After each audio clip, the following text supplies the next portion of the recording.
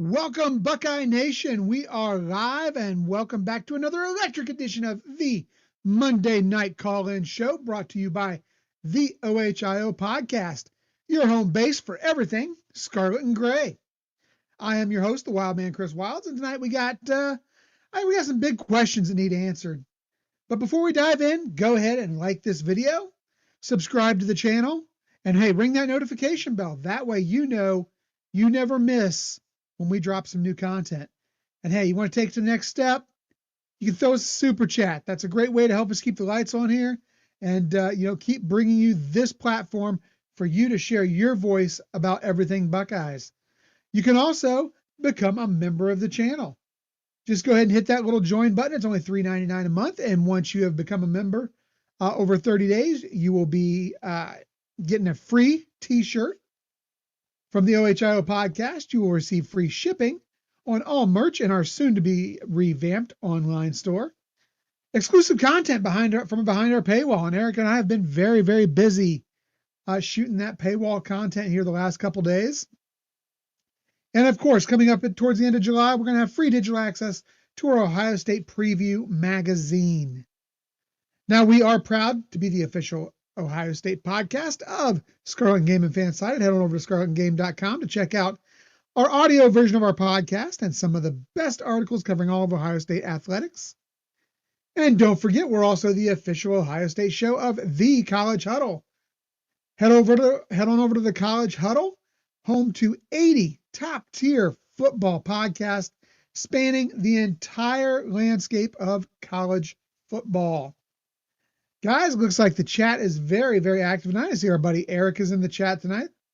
How's it going, Buckeye Boggs? Prepping up for that vacation, I'm hoping. Looks like we've got Xavier in the chat. And my dude, not sure what's going on here with the Roll Tide, but that's okay. We're happy to have you. Tyler, Sean, see you guys out there in chat. Aaron, welcome. Tamara, see you're in the chat as well. Not real familiar with you, so if you're a new listener, thanks for stopping by. Buck Vader, always glad to see you in the chat, as well as some of our wrenches, Tyler, Sean. Guys, I appreciate you guys being here tonight. Andre. So, guys, let's get this thing started. Tonight's show is going to be a lot about the defensive line. As you may have heard shortly before we came on the air, we lost another offensive line prospect in Landon Barnes. He committed to Ole Miss. Carter Meadows, a four-star edge guy from Washington, D.C., and, a top prospect in the class of 2026. He announced the other day he was going to Michigan. Now, look. Recruiting battles, you know what? They happen. You win some, you lose some. But it seems like we're losing a lot of top five or the 5-star and upper 4-star recruits right now. So I just got to ask, what's going on with that? And, how do we all feel about what Larry Johnson is doing recruiting? And then we have to take a look at this loss of the recruit to that state up north. I can't ignore this one, man. Cannot ignore this one. You've got a school, recruiting violations, sign stealing, illegal advanced scouting, obstruction of investigation. You got Alex Yode, who the only thing he's recruiting is underage girls in the Walmart parking lot. You got Chris Partridge fired mid-season a couple years ago for destroying evidence. You got Sharon Moore under investigation for destroying evidence. You got the Matt Weiss scandal, which now includes Santa Ono, Jim Harbaugh, and Ward Manuel, who are all named in this lawsuit as well. Guys, do you know why this young man said that he chose the scum over the Buckeyes? Culture. I'm going to read a direct quote. Michigan has good culture there. And they have the best of both worlds: high academics, high level athletics, and football. Being in that culture, being a Wolverine for just a few days was a great feeling. Culture, all right. They've got a cheating culture, a lying culture, a scandal culture, a perverse culture, a criminal culture. Hell, they've got a terrorist culture on that campus. They have all types of culture that typically will land you right in prison. So, guys, I got to know, was this just a money grab? What kind of a person commits to a program drowning in that kind of scandal? Is it somebody we would have even wanted here to begin with? Furthermore, what kind of parents support their son going to a university facing lawsuit after lawsuit after lawsuit, accusation after accusation, allegation after allegation, investigation after investigation, hiding behind lies and cover-ups? Who supports that? You wanted to talk about culture, you want to talk about values. We don't recruit like that here. We don't hide behind a block M and throw our integrity out with the trash. So let's flip to some good news on the defensive side of the ball. We did get two big defensive players along that line in Damari Simeon, Cameron Brickle. Erica and I just shot a couple videos on these guys, and man, these guys bring a lot of beef to that line, a lot of talent, and a lot of promise. They're the kind of guys that help you win championships in the trenches. Two guys with high motors, get off. They're explosive guys. My take is Larry Johnson still has it, guys. I think he's being selective. I think we love these five-star kids, but I think he's still got it. Now, I want to hear from you guys. How big is blowing this in Loon Meadows? How do you feel about his comments? How do you feel about the ongoing disgrace that is Michigan? Also, what do you think about Larry Johnson? Is he doing it right? Is he and the defensive staff recruiting this the right way? What are your thoughts? We have 3 callers in queue right now. Phone lines are open. Guys, the number is scrolling across the bottom of the screen. And we are going to get started with our first caller. And oh boy, right out of the gate. TG, how are things? Whoop, TG, you there? Hello. TG. Well, I'm not hearing anything from TG. Okay. TG, if you come back on, maybe we'll have you try to recall in because I'm not sure what's happening here. We're going to move on down to the next caller for now. TG, if you call back in, we will jump you back to the top of the line again. I'm sure hoping we're not having those technical difficulties and the gremlins are back. Let's see.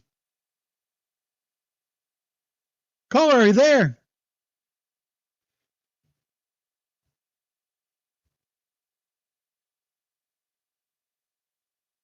Okay, guys. Apparently, we've lost connection. Bear with me. I'm going to call back into the call-in studio and see if we can get this thing going again.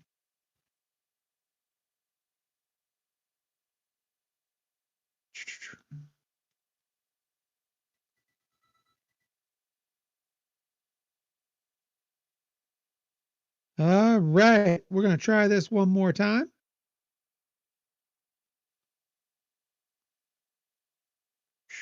I am very sorry about this, folks.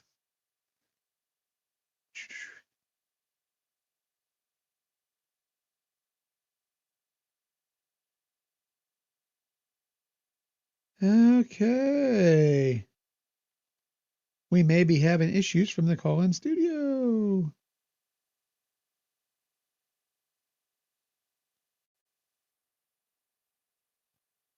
All right, bear with me, folks. Anyhow, while this is going on, we're going to see if we can iron this out.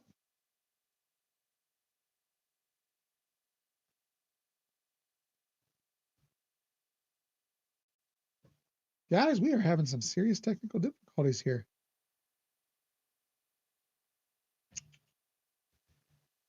Okay.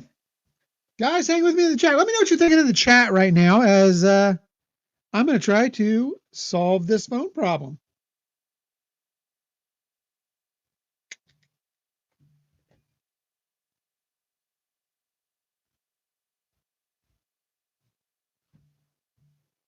Bye. Yeah, thanks. Bye. Hey, Eric, up the call in studio because for some reason my phone is not connecting. What's up? So, Eric, we've got a call in studio issue. I cannot connect. I can't hear. Is TG on the line? TG, nobody's on the line. My phone disconnected completely. Oh, nice. And it won't Lovely. reconnect. Fantastic. Hold on a second. Hold on a second. Maybe I got something here. Well, it wouldn't be Thank you the for calling Call-In Studios host and call screener line. Please enter your show or meeting number and press It pound. wouldn't be the OHL podcast without issues, That's just how we roll. This is how we roll, Eric, and it's to be expected. Enter your 6-digit PIN number. Yeah, guys. Sage has this, right? Let's come for the show and stay for the chat, and we're going to get the phone lines reopened for all of you very soon. We did not receive a response. Goodbye. They hung up on you. Thank you for calling Call-In Studios host and call screener line. Please enter your show or meeting number and press pound. Momentarily. Oh my God. Enter your 6-digit PIN number. Oh shoot. I was feeling Welcome. good. I was fired up about You are this now one, in the guys. host room and can manage your callers from the Call-In Studio web back. interface. Let's see if this works now. TG, are you there? Can you hear me now? I hear background. I hear voices. Yes. TG, how are things going? Things have been going good. It's funny. It wouldn't be the OHL podcast without technical difficulties. Yeah, but that was a rough one. That just completely threw me off guard there. So what's on your mind? That was funny. I knew the Larry Johnson discussion was going to come up. Guys, I'm actually going to break this down. Do you know how much not offensive, well, it costs the same. Do you know how much our defensive line is making total? I don't have the number in front of me, TG. No, I don't know it right off the bat. $2.7 million combined is how much our D line is making as a whole. And you know what? I'm okay with that, honestly. No, this is the reason why I'm saying this. We have 18 D linemen on our roster, and we have $2.7 million. Mm-hmm. I looked at the total overall of how much our entire team is making, and I see why we're losing out on so many guys. Ohio State, in the Wild West, we offered guys low, but it wasn't so low. With this new settlement coming in, as it's been initiated this year, it literally has. The settlement has been initiated as of now. Mm-hmm. With this new settlement, we are offering kids less money than we were in the Wild West because we don't have enough money to throw around with the revenue sharing. Right. With the revenue sharing, we are completely tight on money right now. So, because we're paying guys who are still on the roster. And we're doing it by the rules. Us losing out a recruit. Yeah, we're doing it by the rules. So us losing out a recruit is because we don't have enough money to pay the freshmen. Because most of these guys that have committed have been because of the money. Like schools like Ole Miss and them, they have the money because they don't really value their older guys. They are willing to pay the younger freshmen coming in, where Ohio State has guys that they value on their team, obviously, because unlike all these teams, we actually develop talent and can actually make them good, and they are actually valuable, which is why all our talent keeps getting tampered with, trying to get poached with. But yeah, no, I'm not gonna blame you for Larry because of that. Because I look at the situation. Look, you're pretty much recruiting with one hand tied behind your back right now. You ain't got a lot of reflexes as far as money to pay these kids. And as far as I'm concerned, you just better start going with the guys you know ain't gonna cost nothing. They ain't gonna get money. They ain't gonna ask for it. Just get guys to just because you're not gonna pay these freshmen coming in the door more than the guys you got on the roster who were part of the national championship team, by the way. And you shouldn't. There's no way in hell you should. A freshman who's not taking a snap should not be making Blaine underwear money like the fools in Michigan are giving them. You just shouldn't. This is the thing with Michigan. This is the thing. They're actually, let me tell you this right now, and it shouldn't come as a shock to anybody, but they are disregarding the rules again. We're surprised. No, they're like, no, they're literally disregarding the House settlement. I promise. Listen, I have looked this up, and I've done some research. There is legit potential that these guys are legit not following the House settlement. It's legit. Because from everything that I've heard, they are just throwing around a big bad stack of money. And I'm like, now with the House settlement, that would make it impossible, unless you're basically just ignoring it entirely, which I wouldn't put it past Michigan to do that. Well, you know, their state legislature said you don't have to listen. There's a bill in their state legislature saying ignore it. But then there are only two schools I can think of that are not following this: USC and Michigan. Because I don't think like Ole Miss, I think is following the rules. Because I look at all the schools with their recruiting and how many top 100 to 300 players they have, and it's not a whole lot. Right. Like not even Tennessee. And Tennessee, as we all know, like Michigan has a history of breaking the rules. Even they're not doing that. So I look back at this and I said, okay, USC and Michigan are either A, well, Michigan for sure does not care about the rules. They are literally breaking the rules as we speak now because they don't care. USC, it's one of two things. Either you are breaking the rules, you are disregarding the House settlement, or you basically don't have a lot of big, you have a lot of cap on your roster, which still would make a lot of sense because with all the big bags you've been throwing out for all these recruits, you'd be over the $20 million cap hit. So, unless you're offering, NIL money that's within the range of like, I would say 20K to, I would say 10K to about 600K. Yeah. If you're offering around that, you probably would get away with it. I don't know with USC. I don't know that with them. But with Michigan, for sure, I know for a fact they're breaking the rules. Because, like I said, from everything I'm hearing, they're just throwing out big bags of money entirely. And with USC, I can understand with them because they have a similar system to what Ohio State has with the Buckeye Sports Group. So I can see if they're doing that. I can see them doing that and still being within the legal confines. Correct. But I'm not sure yet. I just got to do more research on USC. I got to see for myself. But Michigan doesn't have anything like that set up. I think they're just throwing around big bags of money. That's what I think they're doing. And the comment with Carter Meadows, I'm like, dude, you're basically just there to get a bag. But I don't think you realize that you taking that bag actually hurts that program so much worse than you realize. Now, am I complaining about it? No, because I would love to see the CFC committee that's in charge of this, the third party that's in charge of the NIL stuff and the settlement and upholding the rules of that, even though they haven't settled down yet fully, I know they're paying attention to this. And I can't wait to see them punish this program so harshly to a point where they may think twice about breaking the rules. I hope that happens. But as of right now, until they're fully settled, I don't think you can expect anything to happen until July 1st, I would say. But, but with Michigan, it's just surprising. I mean, you really, Carter Meadows, are a total moron. You are. You're an idiot. So here's my thought, and this is the question I had posed. You got a kid like this. Is it just about the bag? Because what else would make somebody choose that program facing what they're facing? And furthermore, just to follow up, what kind of parent is going to allow that? What kind of parent is going to encourage that kind of behavior? Are they just using their son to get the bag? What? I mean, I don't know. Explain it to me, somebody. I don't know how you can explain it unless you just don't give it ever as a child.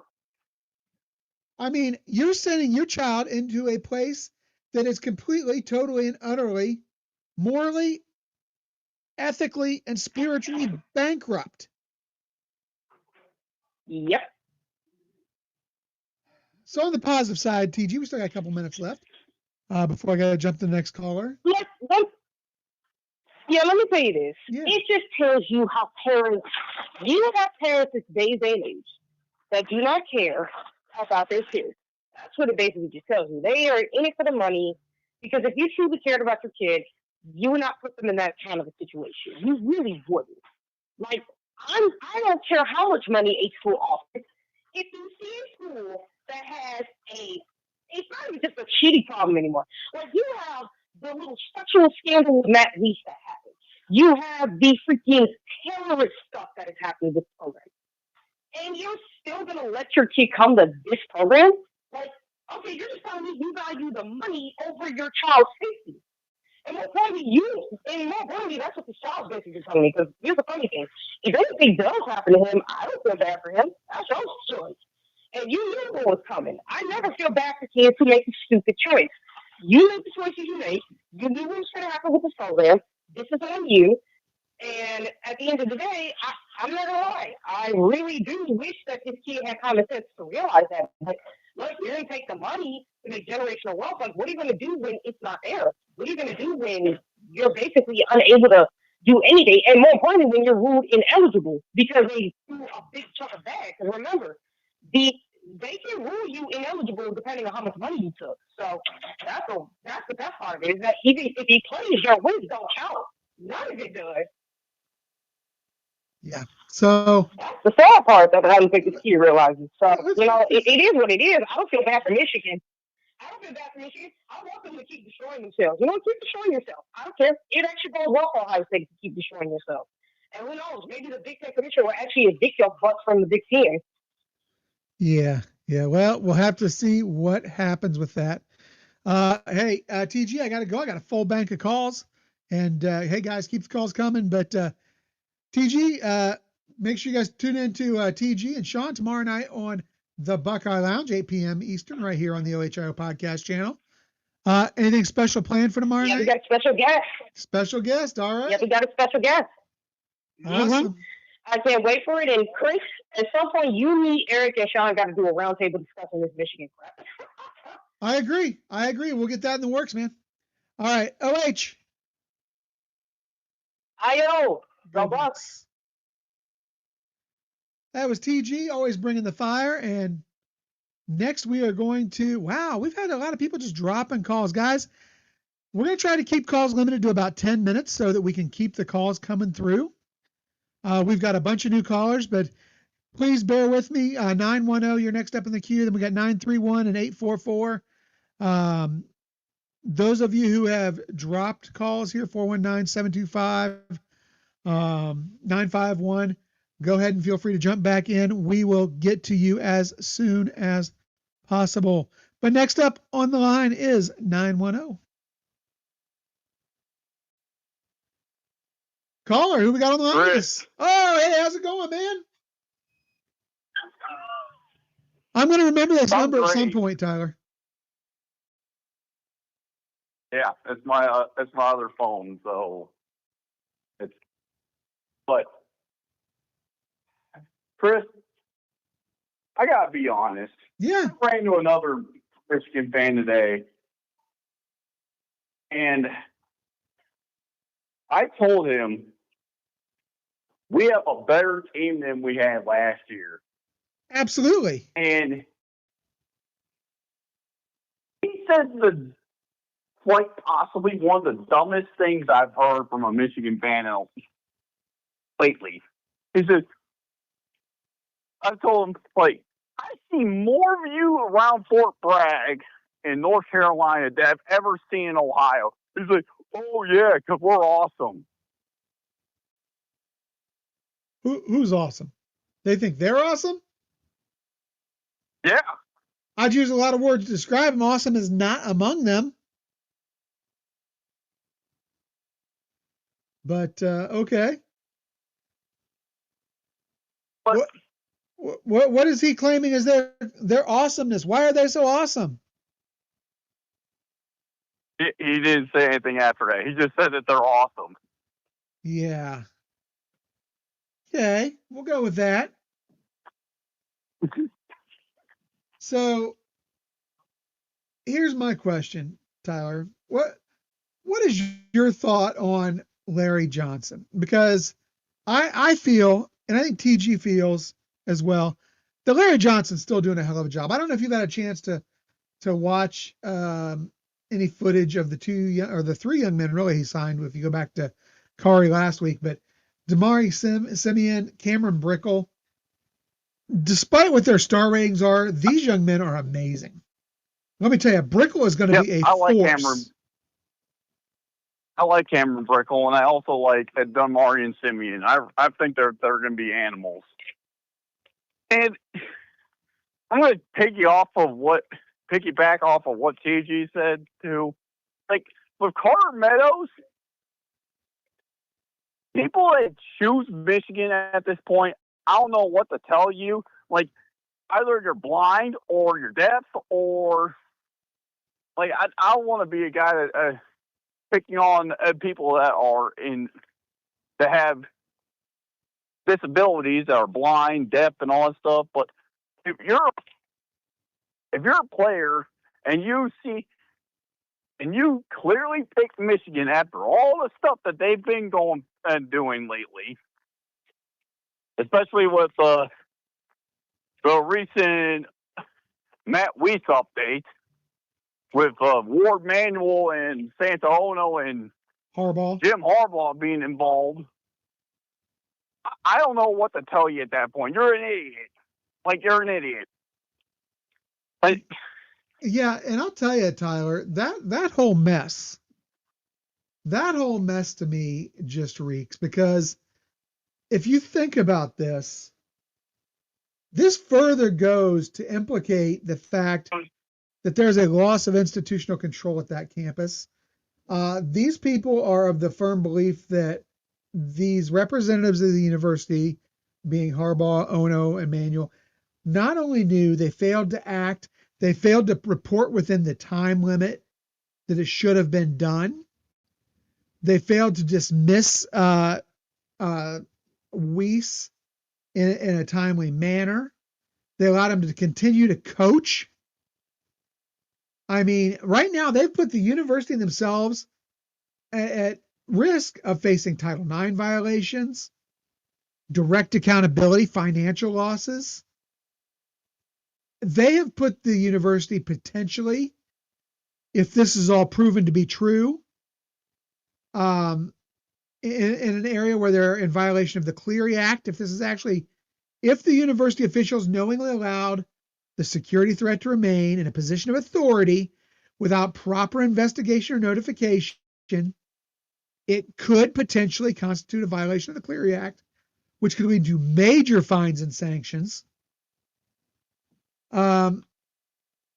This just gets uglier by the day, man. Uglier by the day. And I don't know what more we can say about it that hasn't been said. But I do question. Well, Chris, Go ahead. I've said this before. It's the more you think that nothing else is going to happen, the more it's going to happen. Like, it's what I've learned with being in the military. Like, you think that it can't get worse, it will. I don't know how, but if you don't think it could get worse, it could get a lot worse. It's like it's like an avalanche. Once that ball starts rolling down that hill, it ain't gonna stop. It ain't gonna stop. It ain't gonna stop. And it's just gonna get bigger and bigger and bigger and bigger. Yeah, and here's the thing. So You talked about it, Tyler. How can someone legitimately look at this from the outside, be a recruit and look at this from the outside, be a parent and look at this from the outside, and be willing to accept, not only accept, but embrace what is going on there? Because that's what they are doing. Is it simply a money grab? I don't know. Either way, it shows that you are completely morally bankrupt as an individual. Whether it's a money grab, whether it's just buying into the culture, it shows that you lack judgment and that you are a morally bankrupt individual. Or, Chris, you as a parent or as a recruit are just buying into Michigan's lies and just that you're getting spoon-fed by them every day. And at that point, like TJ said, I don't want you at that point. You obviously, you're devoid of conscience and you're devoid of cognitive ability to understand where your program is going. If you're a recruit and you see where the direction of your the program you are committing to, at that point, you're devoid of cognitive intelligence. You can't logically use your brain and say, hey, I want better for my family. I want better for my professional development or professional growth and get a higher education. You're devoid of that concept. You're devoid of that logic. You're devoid of it. You can't. That's my opinion, Chris. Yeah. All right, Tyler, I got to move on to my next caller, buddy. But hey, thanks for calling in. And OH. IO. Go Bucks.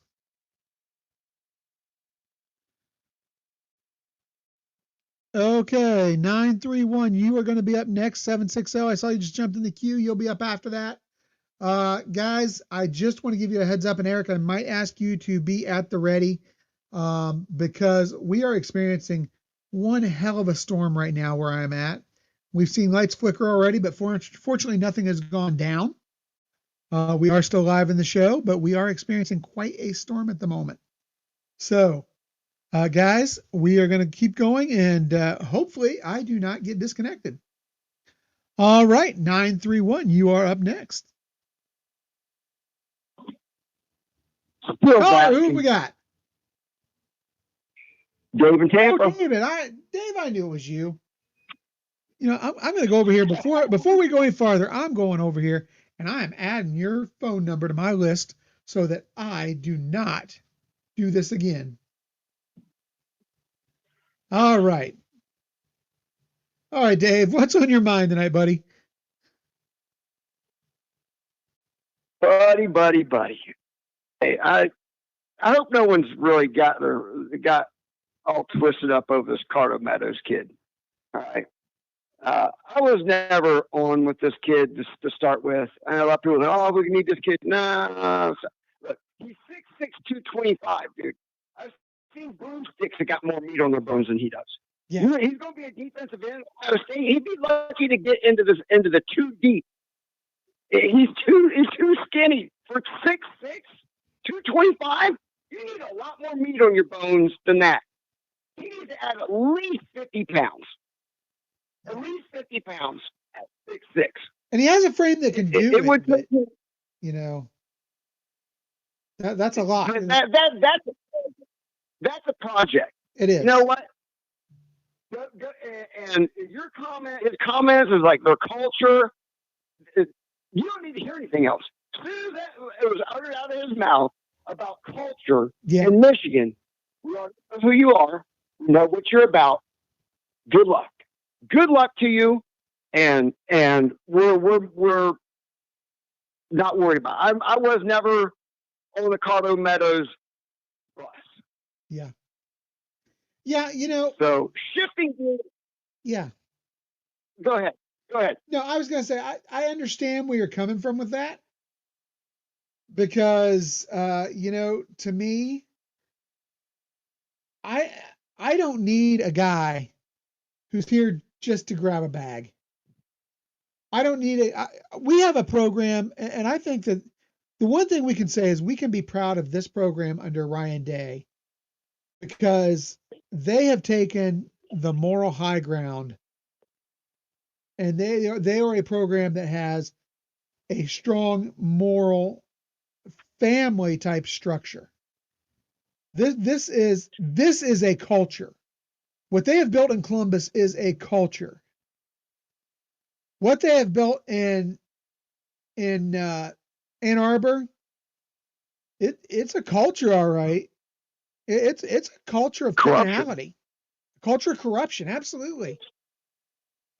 So yeah. So you wanted to take this in another direction. I'm hoping we're going to take this in a positive way now. What have we got next? Well, a little bit. Okay. All right. I don't know if I just said this when I was on with you. I think I have. This is regarding Harbaugh and the whole with them being added to the lawsuit. Right?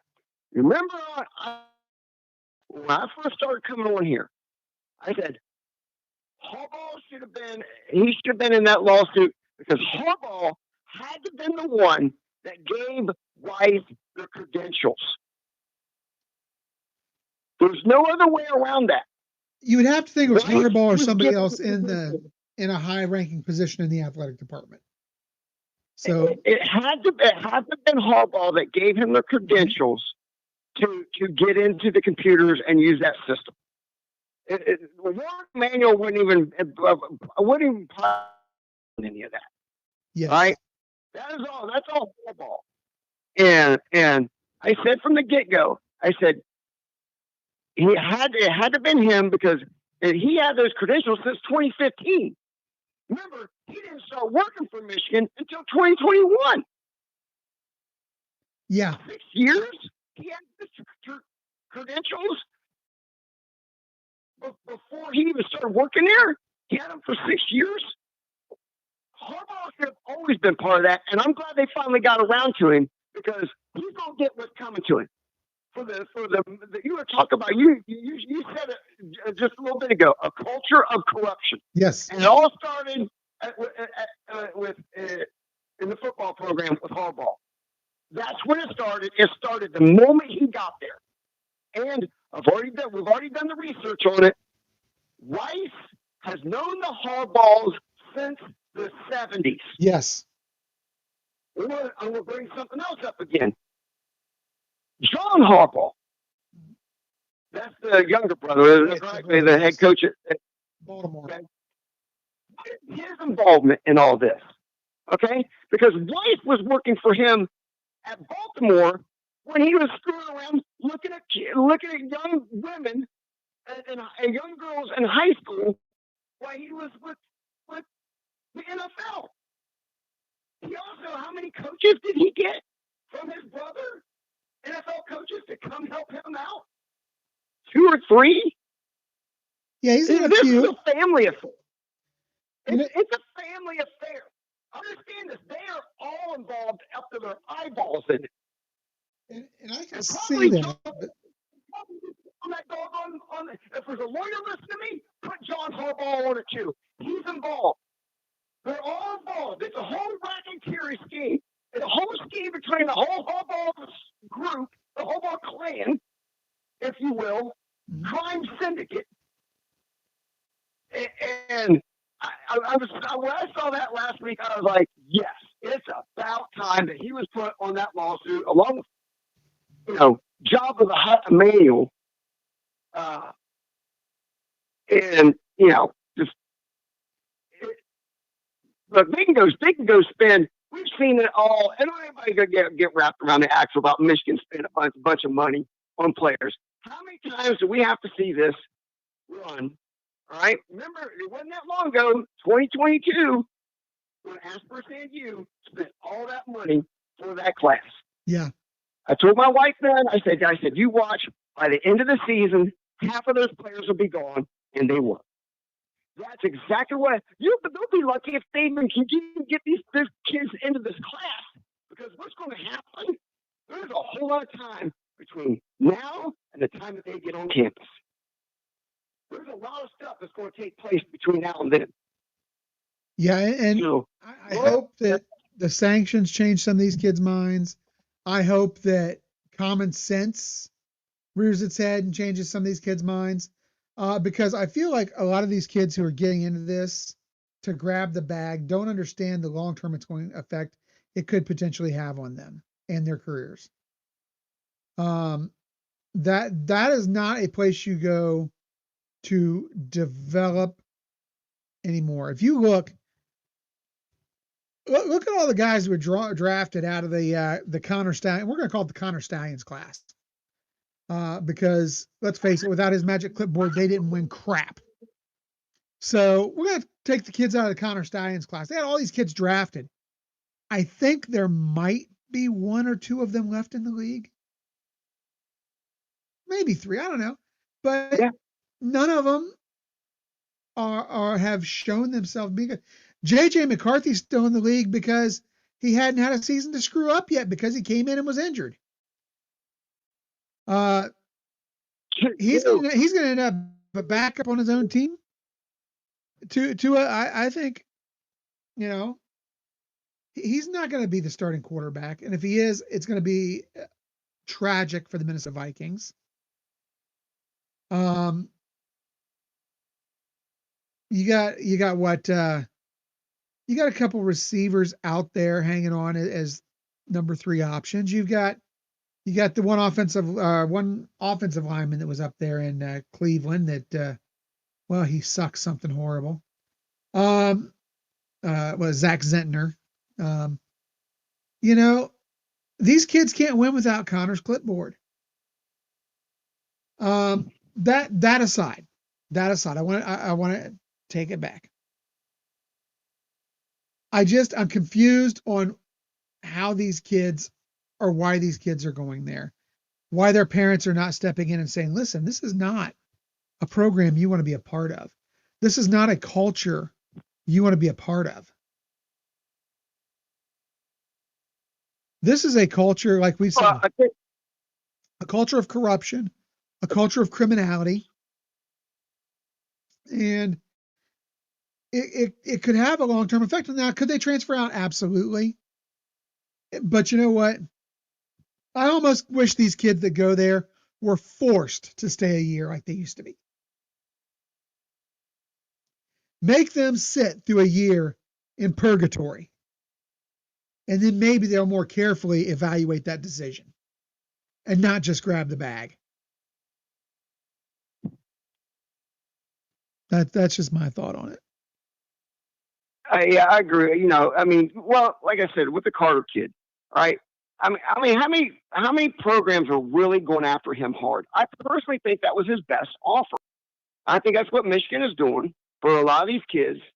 They're 4 stars or whatever, and they're going to have people coming after them. But how hard are they coming after them? How hard are they wanting them? Yeah. And I don't think Ohio State was going after him now. Maybe I'm wrong. I don't know. I don't think Ohio State was going after Carter all that hard. If he would have, he would have been higher on their list. Arguably, if he would have been higher, I think Luke Waffle was a miss. Luke Waffle was a miss. I don't think Carter Meadows was a miss for them. I feel like the London kid was a miss that just committed to Ole Miss. The kid out of Texas. But I agree with what you're saying for the most part. Hey, David, I got to take off. I got a couple more callers in queue, but hey, I appreciate the call. You have a great night. OH. Go Bucks. Guys, remember, we're going to try to keep them calls right around 10 minutes. 760. You are the next on the line. And then it looks like our buddy, the Schrockster, may be in queue after that. So 760, you are in the on deck circle. and coming on now. Hi, I want your opinion on a couple of things. First off, I think that guy, the last caller was right. There's a lot of time between now and there's going to be things come out on Michigan that we're going to find out. But I'm out here in California, and I got to tell you, there are a lot of people that have no clue about Michigan and their scandal. None. I talk to USC fans, UCLA fans, Arizona State fans, and I bring things up, and they go, "What are you talking about?" The national media has failed. The national media has failed, and I blame this. Exactly. It starts with the idea of the television contracts and the revenues, because Michigan is, as much as I despise them, they are a name. They are a brand, and until the NCAA decides what to do, and I don't know at first if the NCAA wasn't a little bit complicit in trying to keep this quiet and shove it under the rug until Harbaugh and Manuel and Ono just gave them the double bird and said, "Go screw yourself. We're going to do what we want to do." I think that's when it started becoming more of an issue to the NCAA. But the national media is not going to touch this thing. They're not going to approach it the way they should until the NCAA takes some definitive action. And I think that's wrong, because if this was an Ohio State, if this was a Texas, if this was a USC, if this was a University of Miami, if this was a Notre Dame, this is on the front page of every sporting section in the country. This is the headline on ESPN. But because the NCAA has dragged their feet so long, because it's Michigan and not one of the programs that people really fear anymore or people love to hate, it's just kind of, and I've said this for a long time now. Sports media has no right to call themselves sports media anymore. They are no more than what I am, no more than what Eric is. We are individuals providing sports commentary, opinionated sports commentary. Do we try to stay unbiased? As much as possible. But we're not going to tell you we don't wear scarlet and gray colored lenses. We see things that way a lot. But you know what? That's all the media has become. It's social commentary.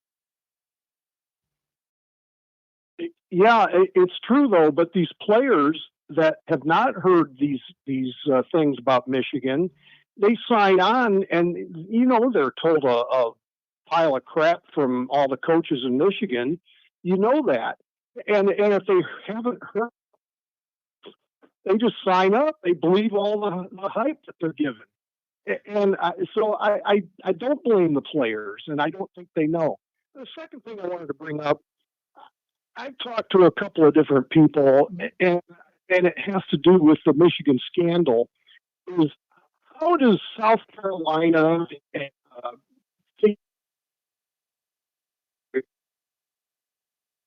You're breaking up a little on South Carolina. What now? Okay, can you repeat that?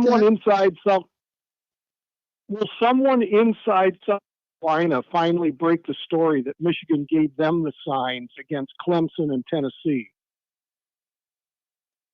Did you hear me? Yeah, I heard part of it. Did someone inside South Carolina break the silence and give up that information? Is that what you're asking? Yeah, will someone do that? Because that'll blow it wide open. And here's the thing. I think that anybody who's connected to this right now is afraid to show their hand.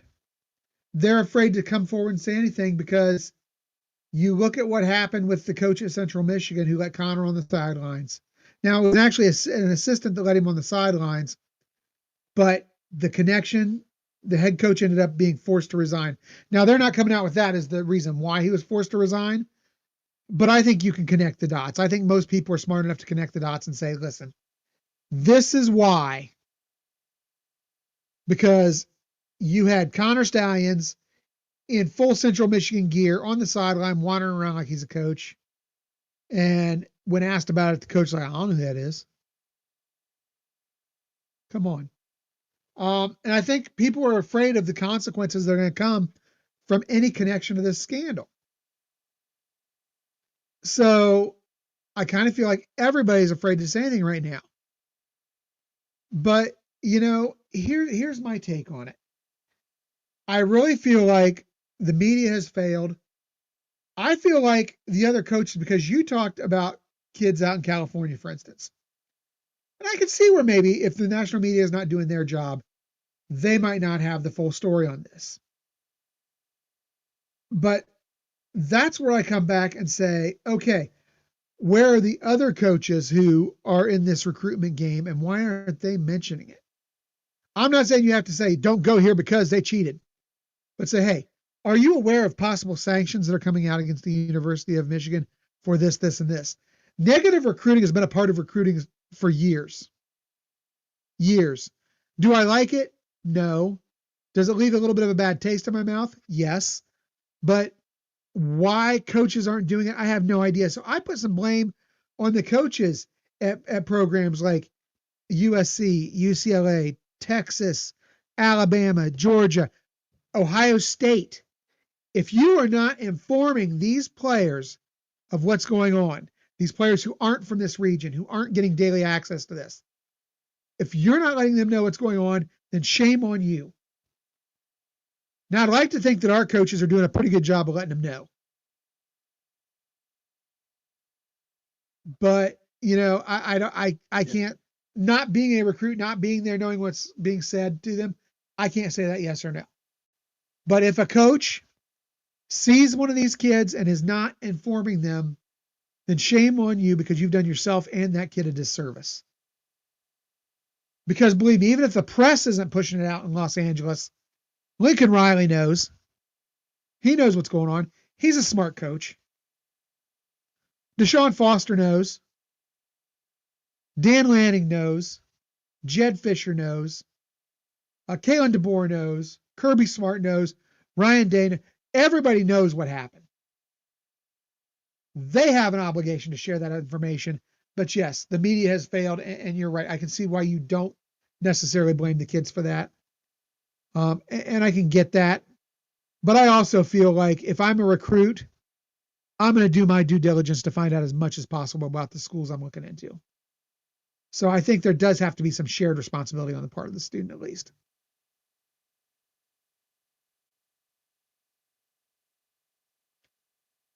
Are you still there, caller? Yeah, I'm still here. Okay. I was just, I do agree that they should do their due diligence, but they don't. They're looking at a lot of other things, the bag and the hype of programs and stuff, and they're not looking at what we as Buckeye fans know. I mean, we know this stuff. We live it every day, and we're the biggest victim of what they did. And they don't hear that. So, they should know, but they don't. Yeah. And here's another thing. I feel like it's the parents' job to help with that due diligence. And I don't know if they're helping, but they're doing their part as well. And then, you mentioned, I'm sorry. I lost my train of thought. Anyhow, yeah, I think the parents need to do their due diligence as well. But to me, I just feel like this has been a massive failure on so many fronts, the proper reporting of this.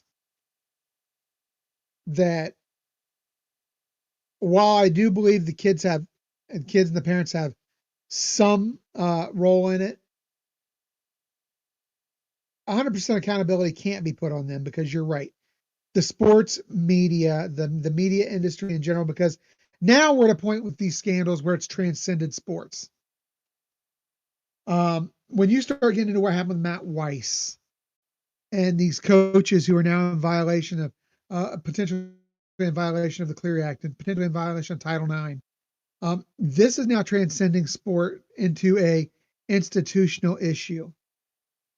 When you've got terrorists running around your campus And literally, I mean, I'm sure you're out in California, but I'm sure you heard about the bio students who were in possession of Oh, biological materials with yeah, making a bomb. Yeah, the smuggling of Yeah. Biological agents into the country. Yeah, and that's transcending sports. So where's the media on all this? Because now the media, not just the sports media, but now the mainstream media is performing a disservice by not putting this forefront. Well, you'll never hear it from mainstream media. So, well, of course not. You'll never hear anything from anybody. That's the sad part. Everybody's afraid to report the news. And I'm going to show my age here. We haven't had a decent reporter on television since Walter Cronkite. But that's true. Anything else on your mind tonight?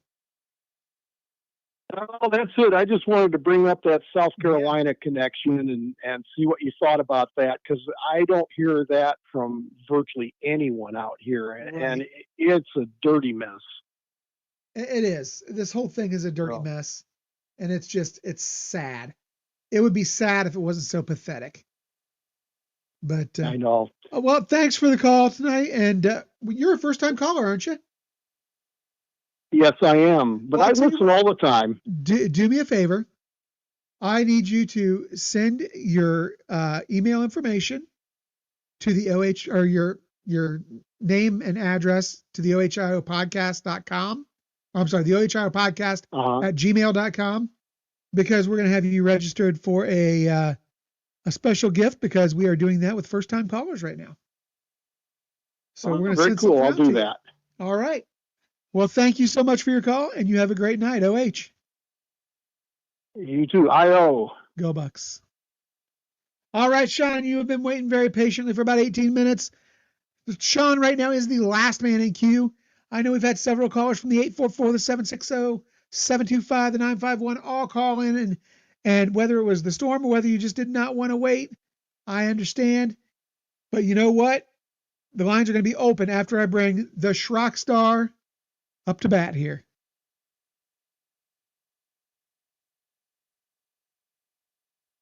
Yo. Hey, Sean. Wildman. What has happened to my dude? What's going on, my brother? Oh, let me tell you. How are you doing tonight? I've been pumping it. Eric doesn't know it yet, but we are down to only having 2. That's right, count them, 2 previews left to do for the magazine, because I have now completed, once I put the final touches on it, 10 of the previews. I have 3 more I got to send. Nice. And then we got to get the last 2 out. And then the preview portion of the magazine will be complete. So, hey man, why am I here right now? I want to give a shout out to a guy in the chat right now. His name is Intrinsic. Yes. Great dude. Everybody follow him on X. He's just like Spiro. He's a Michigan State guy, but he has a lot of info on that South Carolina, and he also has some videos. He said of some wristband stuff going on. So definitely need to get him to come on the show sometime. Like I said, if you don't follow him on X, follow him on X. Him and Spiro. He's just like Spiro. Them guys, I think they're friends, but they both break a lot of stuff on them. I'll tell you. Yeah, very good guys. I follow both of them on X. Very knowledgeable guys. But yeah, really awesome dudes. Yeah, and they always rip Michigan apart, and they know their stuff. I mean, they're not putting out BS. They're putting out actual stuff, and they keep dunking into the stupid Michigan fans, and they keep coming after them, which is kind of comical to watch, week after week. I gotta ask, Sean, because I talked about what kind of, this kid, the defensive end. Carter Meadows. Yeah, Carter Meadows. The comment he made about Michigan has a good culture. They have the best of both worlds: high academics, high athletics, and football. High level athletics and football. I hope it's a case like our last caller, and simply, sadly, the kid was not educated on what's going on. He still has to take some accountability. His parents still have to take some accountability. Obviously, as I mentioned, the mainstream media has to take some accountability for not covering this scandal properly.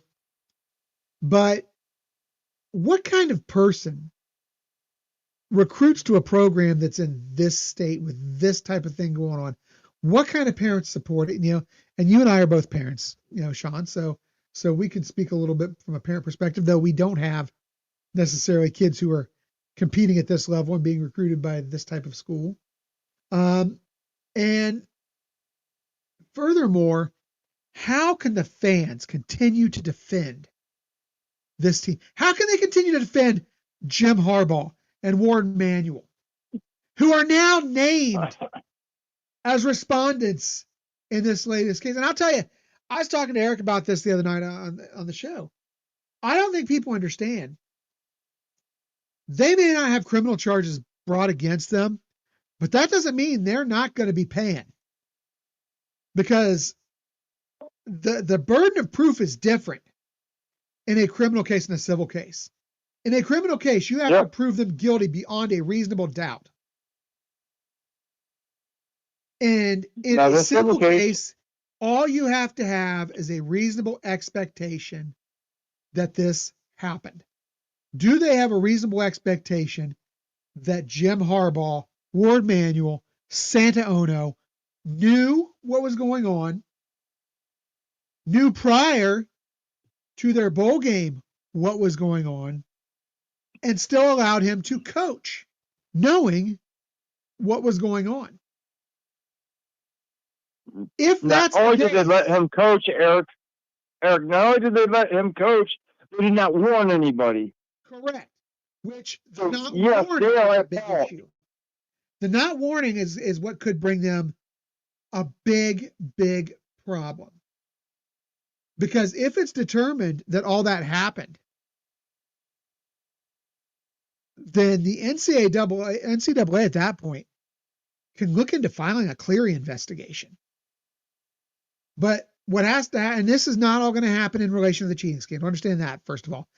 This is not going to happen as a component of the cheating scandal. It's separate. Even though this is a series of ongoing, let's call it what it is, ongoing criminal activity. It's a criminal conspiracy that they're perpetrating in Michigan. But even though that's all there, these are separate components.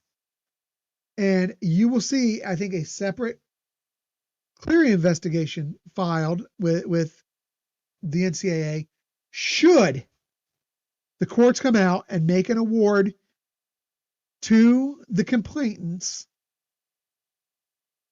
awarding them, saying, yes, there is reasonable belief that Jim Harbaugh, Warren Manuel, and Santa Ono not only allowed but assisted in perpetrating this. So, yeah, I mean, this is a major issue. They think it's not. It is. Wouldn't you think they get hit with lack of institutional control? I think it strengthens the case for it. I mean, my gosh. I mean, they went look what everybody went crazy over Urban for. Urban even turned everything over to the police and let the police handle it and the higher ups handle it. And then look at the crap he got for what he did with Jack Smith. He handled everything the right way, and they still gave him, they still went after him. Harbaugh, Ono, and Manuel all knew what was going on. They still let the creep coach. They didn't warn anybody. So that's worse than anything Urban ever did. So they can all just shove it up there, what. Absolutely. There is no excuse for what happened in Michigan. And I mean, there's no, here's the thing. And this is what still boggles the mind, Sean, is all of this. It all started with a cheeseburger. But you have Connor and his scandal, And guys, Harbaugh knew. Harbaugh was complicit. Harbaugh was part of it. Yep. You've got Sharon Moore and Partridge covering things up. Yeah. You got Sharon Moore and Partridge covering things up. Guess what? Harbaugh knew. Harbaugh was complicit. Now you've got the whole Matt Weiss thing. The cover-up's worse than the crime. And I think that's what's happening. Exactly. The thing was, if Harbaugh would have just put his ego aside and said, yeah, we violated the rules with the, with the recruiting, we're sorry, and just take a little slap on the wrist and comply with that NCAA, they would have found out all this other crap. I mean, no, but his ego was too big, and how dare them even look at me? How dare them even think, they have the right to say anything to me? Their arrogance and their ignorance is what's going to undo that program. Yeah. That's what's going to cause the downfall, is their arrogance. And understand, let me just tell you, this is my perspective. This is my point of view. That I truly believe that an intelligent person could connect the dots and say, this was what happened. This, and this person knew. Honestly, if you're still sticking up for him, you're just a homer. And you're just a homer. If you really believe they didn't know anything, they're not guilty. You're just a homer, or you're really, really Let me tell you, stupid. Can I just tell you, Sean? This is my take. Yeah. Forget that. Anybody who's still sticking up for this program at this point is a morally, spiritually corrupt person. Someone who is absolutely rotten all the way down to their soul if they are still defending the actions of all of these people. I tell you what, Intrinsic brought up a good point in the chat. What they're doing now, Michigan's doing now with like Carter Meadows and all these kids, they're front loading those contracts. Yes, absolutely. They're just, it's hard to say, everybody gets down on these kids. We don't know their financial situations. We don't know what their home life's like. Sometimes it's just maybe the only way for them to get their family out of, the ghetto, or if they're in a really bad situation we don't know about. Well, here's my thing. There's a better university, a more upstanding university somewhere out there who's willing to give you a bag. Is it going to be as big a bag? No, it's not. But you know what? And let's just say, hey, man, you're willing to sell your soul. Hey, when you're 18 years old and someone throws $2 million down in front of you, that's gonna be hard for any kid to walk away. I don't care who they are. It's gonna be hard to walk away. It is. And they're probably thinking, well, and they probably got now, well, if they're gonna give me this money and I get to keep it no matter what, they get sanctioned, I can just bail. Right. So I just take the $2 million, stick it in my pocket. And let's not forget, last year USC had one of the top classes this time of year. All these great defensive players, top-ranked recruits. What happened? None of them signed come December. Yeah. So December's a long ways away, people. It sure is. They're all jumping up and down right now, but let's see what happens come December. Last year we thought we had London Merritt and Zahir Mathis in that class last year. What happened? They jumped. So anything's possible right now. Hold that thought for a second. Guys, I just want to let you know, phone lines are open. Phone number is scrolling across the bottom of the screen. Sean, I'm going to ask you to go ahead and stay on with me for a few more minutes until we can get some more callers. See if we have any more callers that want to call in.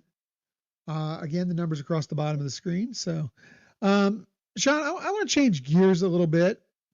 Sure. Let's talk Larry Johnson. He got a couple of big gets in the last week and a half, 2 weeks. 3 big players in landing, Kari, Damari Simeon, and Cameron Bickle. Bickle, yeah. Have you watched any of their videos yet? I'm sure you probably have. And what are your thoughts on what you've seen so far? I love when I see all those kids. The only thing that I think people are getting frustrated with, but they forget we still got Wilder in this class, and he was MVP of rivals camp. He was destroying kids. Now I get it. We want that other edge rusher to go with him. And guys, I totally understand that. Carter Meadows was like the perfect fit to go to the other side of Wilder, and that would have been the dream scenario. I get that, people. I wanted the kid too. Yeah. So let's pump the brakes here. I mean, we just won an Natty. I mean, we're stacked for this year, and some of those guys that we got this year playing are probably going to come back the following year. If not, I mean, Ziggy Grady's going to be a stud. He's only a freshman this year. Yeah. I mean, Bo Atkinson, he's got another year of eligibility. I mean, even Kenyatta Jr. and King Curry still have another year. So who knows if they don't have the greatest year this year. A first couple round draft pick, I mean, they could be back. Yeah, exactly. So, I mean, let's just I get it. Everybody's frustrated, especially when you lose a recruit like that to the scum up north. It can be very frustrating. I get it, people. All right, and sure. Luke Waffle. Yeah. Luke Waffle, they paid $2.2 million to. There was no way. We would have paid J.J. Smith that come, as a recruit coming in.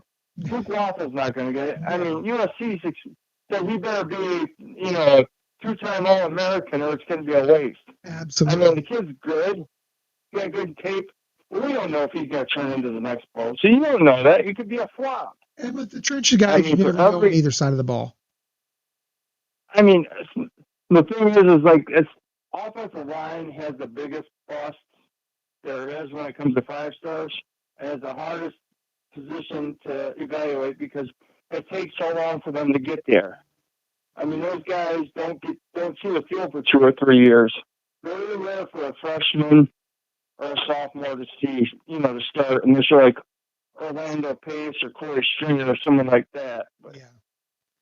Hey, Sean, I'm going to go let you go, buddy. We have, looks like we have another caller coming in. So I appreciate you hanging on. All right, guys. Have a great night, bro. You too. OH. Anytime, brother. Go Bucks. All right, guys. Hey, I understand that it can be a little frustrating when you got to wait, but don't worry. At this point, if you call in, wait time's going to be no more than 10 minutes, as we are going to keep calls at 10 minutes or less. We have a caller coming in from the 331. Let's find out who we got. Caller, who we got on the line with us tonight? It's Burks, man. How are you, Wildman? Burks, my dude. How's it going? Oh, man. Not really good. My fan base wants to kill me lately, and they're making burner accounts on me for Twitter and trying to destroy my reputation. It's not been great. I'm not going to lie, man. Yeah, I got to respect the fact that you are hanging with them. I don't like it, but I got to respect the fact that you're hanging with these guys. But you are one of the few who are demanding change. So that I can't put you in the category of the morally bankrupt because you're out there trying to make a movement to fix the problems. So I know, man. But they still don't get it. They still don't get it, man. They still don't get it. That's the sad part, And this is the thing. Burks and Eric says, welcome to our reality. We deal with it all the time. And he's right. But you know what? Here's the thing. I actually feel bad for the few Michigan fans like yourself who are intelligent and thoughtful people who are pushing and pushing and pushing to get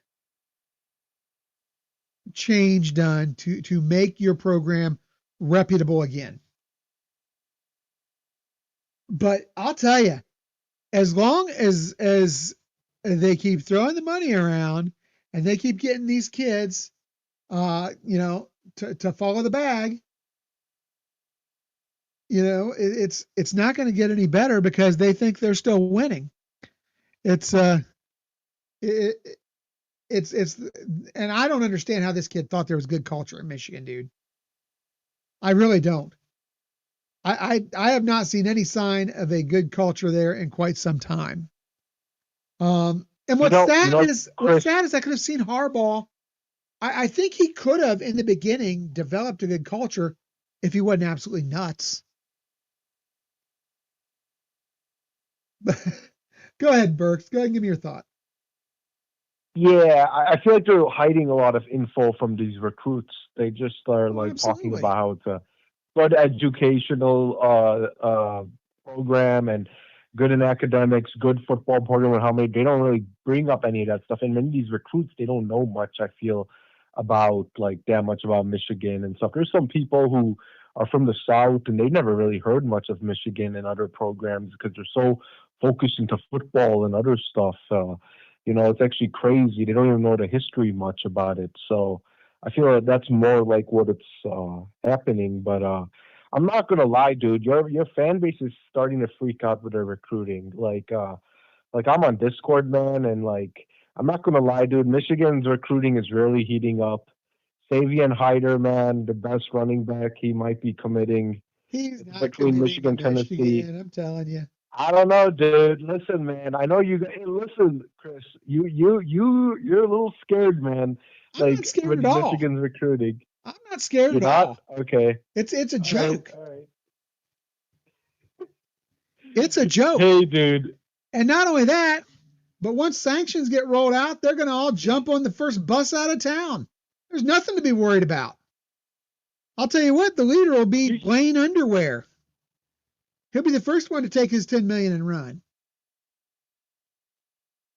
He'll just take that bag right on back to LSU. That's the problem with buying talent is they've got no loyalty to the program. First sign of something going down, they're on the next bus out of town.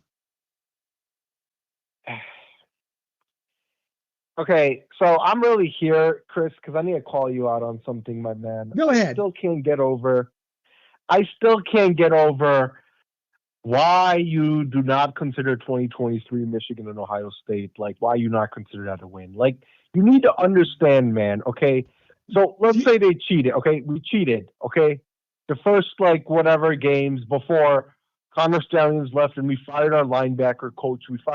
Think of it like this, Chris, all right? You're cheating on a person, a smart kid who is good in test taking, but now he's gone. You cannot cheat on him anymore. That's exactly what happened with Michigan, Ohio State. Well, first of all, he left the footprint there. He left. No. Yes. No. He absolutely did. Bogus, and you know it.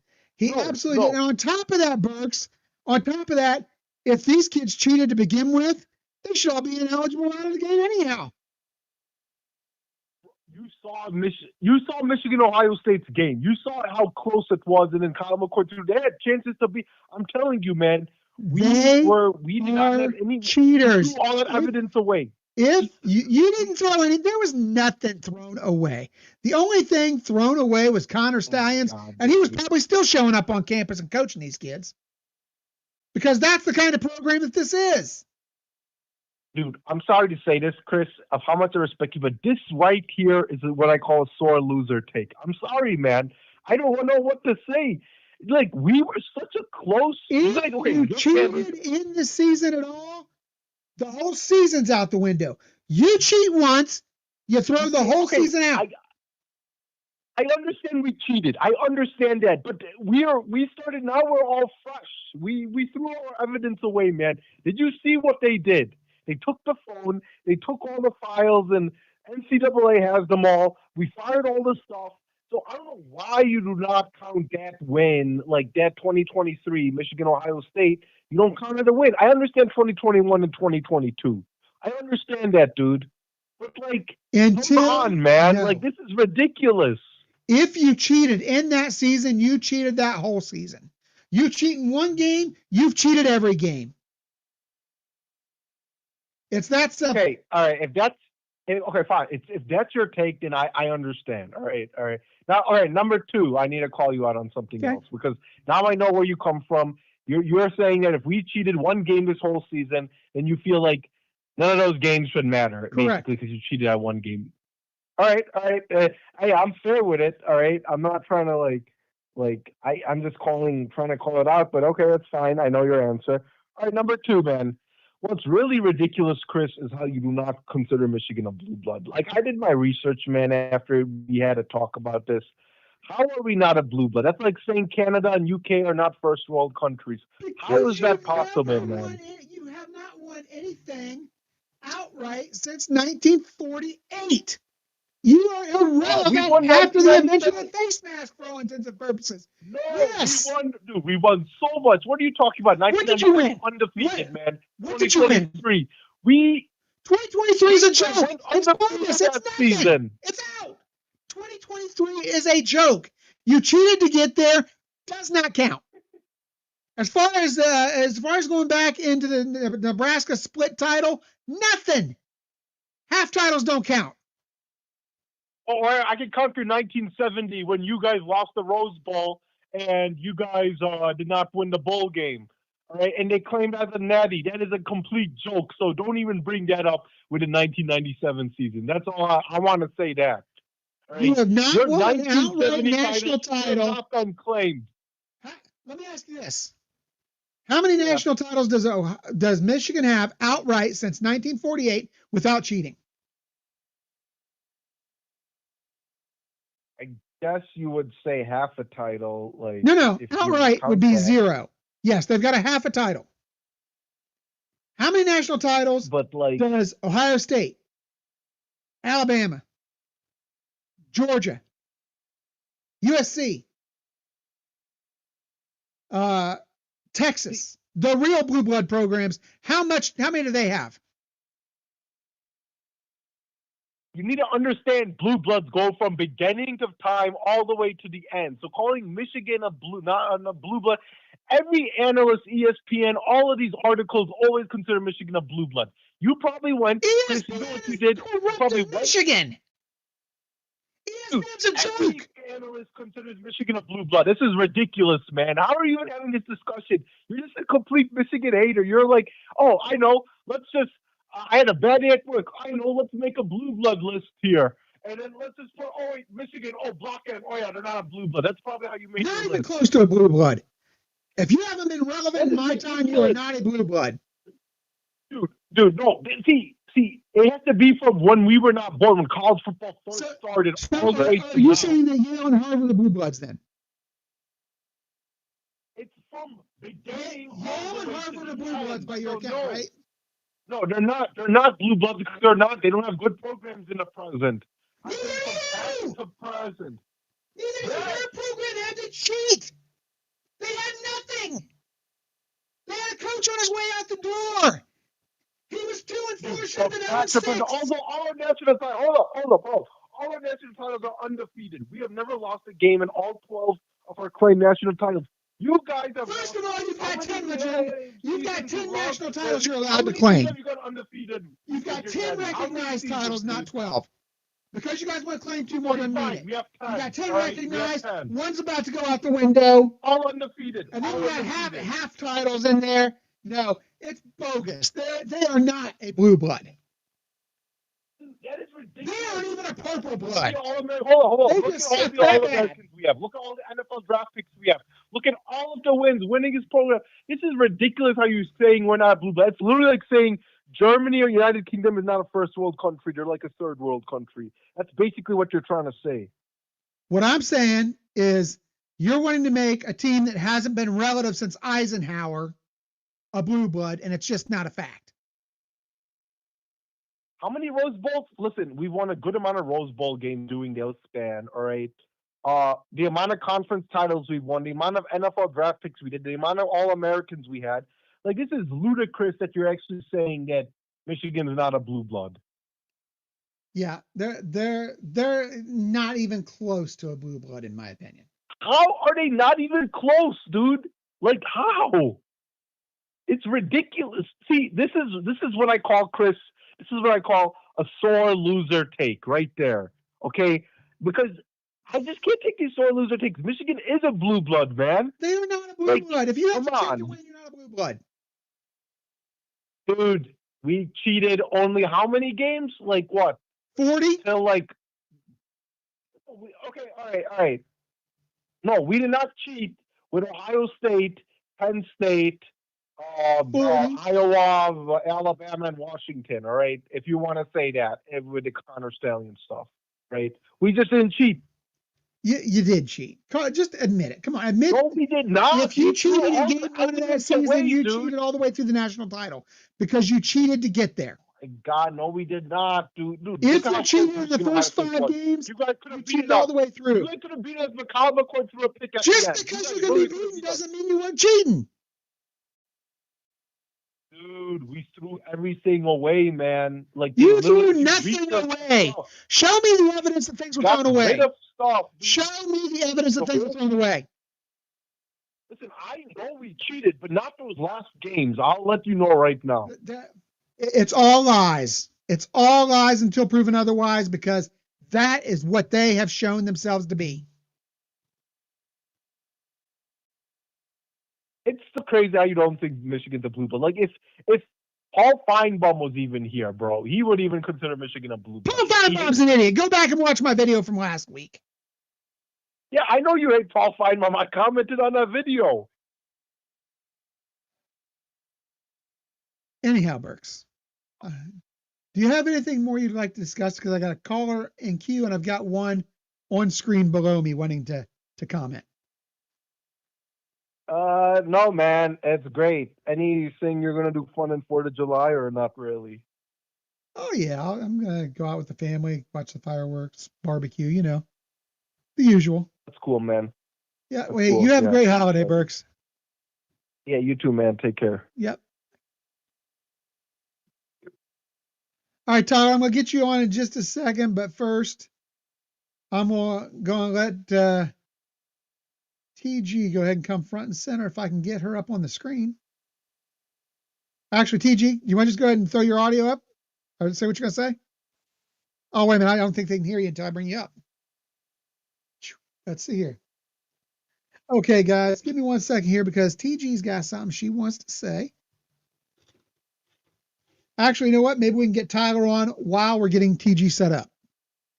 So, Tyler, you had something you wanted to add while I'm getting TG all set up? Oh, yes, Chris.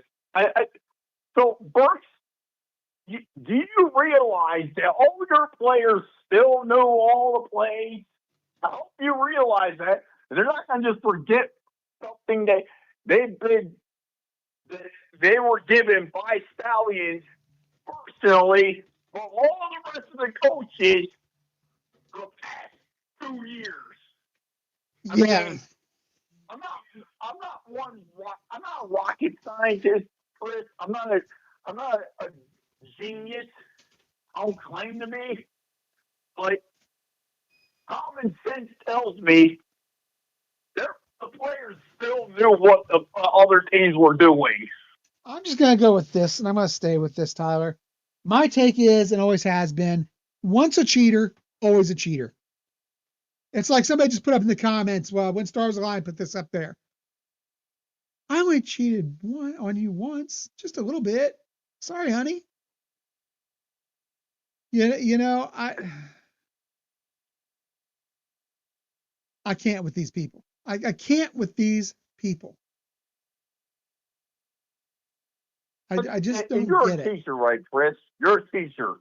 So yes. It's like saying, you're having your students take a test or a quiz, and you see your student cheat. Yes. One time, but they're like, I'm still expecting a grade point average of an A grade point average. Yeah. From the class. Even though you saw me cheat, which would make me disqualified for getting an A in class, but you only saw me do it once. Yeah, it's just, it doesn't make any sense. It doesn't, Tyler. And I don't know. I got nothing for these people at this point. And Burks is still my dude. I still respect Burks, but my God, man, you got to realize if you cheated in one game through the season, you cheated the whole season. You didn't belong there. You didn't earn the right to be there.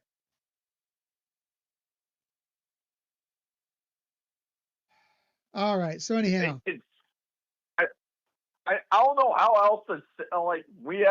I don't know like where it gets lost in translation, Chris.